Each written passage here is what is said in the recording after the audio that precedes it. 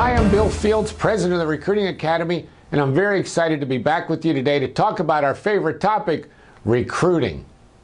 In our last session together, we talked about why we need to recruit and what actually causes agents to change companies.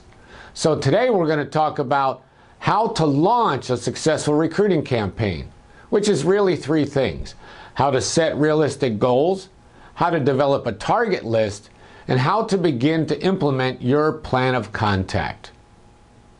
Now let's get started today with Bill's rule number 2. What is Bill's rule number 2? Well, it's really quite simple. They can't join you if they don't know you exist. Oh, no truer statement has ever been made. They can't join you if they don't know you exist. Now, if that's rule number 2, what's rule number 1?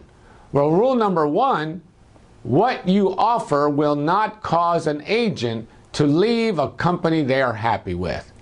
Remember, we talked about this. What you offer will not cause an agent to leave a company they're happy with. Agents change companies, not because of what you offer, but because of what they're not getting. Those dissatisfiers, those events that occur, those unmet needs that cause a level of dissatisfaction that causes an agent to finally decide to do something different. Now, I believe there are 3 types of recruiters in the marketplace. Those recruiters that make things happen, those recruiters who watch what happens, and those recruiters who wonder what the heck happened. Which type are you? Now, I'm hoping you're going to be the type of recruiter that makes things happen. Now, in order to do that, you must allocate time every day for your recruiting activities. Too many broker owner managers make excuses. I don't have the time. Ladies and gentlemen, don't try to find the time. You must plan to make the time. It's not how much time you have available, it's how you choose to use that time. So if you're going to use it effectively, you've got to get yourself organized and your daily activities prioritized. It's the only way you can find the time to do what you need to do in order to be successful. Now, you've got to start by establishing some recruiting goals. And in order to make them come true, you need to make them SMART goals. Now, what are SMART goals? Well, SMART goals are simply laid out by the word SMART, S-M-A-R-T. S being specific, M being measurable, A being attainable, R meaning relevant, relevant to you, and of course T for timed. So let's start out, ladies and gentlemen, by establishing some SMART goals. And the SMART goals we want to establish are all focused around a realistic target number of agents that you're going to need to recruit. So how do we determine what is a realistic number of agents for us to recruit? Well, it's really quite simple. Start out with the last year's operating expenses. Okay? How much did it cost you to operate your real estate business? Multiply that by an inflation factor of, let's say, 3.5%. Add those two together. Add your inflation amount to your prior year's expenses, and then add into that number any additional expenses that you anticipate for this year. That will give you your break-even number. That's not your profit number now, that's your break-even number. Then on top of that, you would want to add in what is your desired profit. That would give you your new company dollar target. And that's really what we're shooting for. See, we want to be profitable.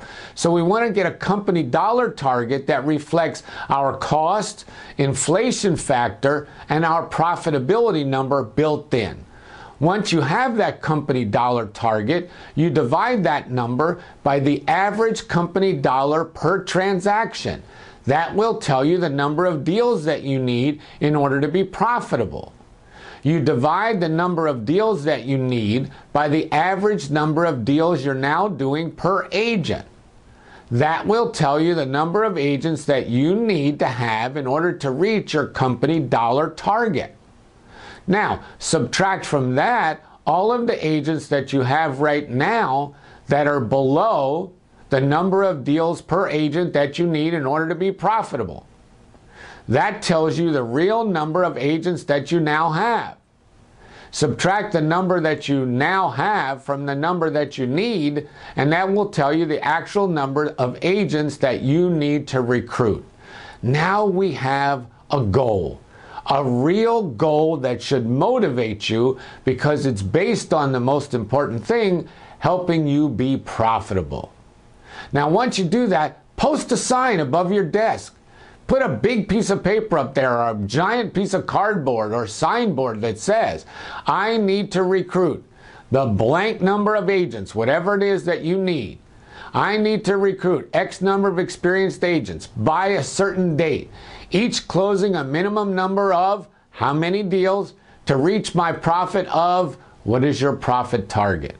Post a sign so that we know every day what we're trying to accomplish to keep us on track and to help us motivate. Now, once you establish how many agents you need to recruit, you need to decide which agents you need to recruit. So let me ask you a simple question. Would you hire anybody? See, we need to decide, are we going to fill desks or are we going to recruit good, experienced agents that can help us be profitable? I suggest you set a standard and you stick to it. What is the minimum amount of productivity that you would accept from an agent in order to be hired with your company? Well, unfortunately, ladies and gentlemen, we're out of time for today. So until we're together again, I want to thank you for joining us and remind you, it's not what you know, it's what you do that makes a difference. This is Bill Fields wishing you incredible recruiting success.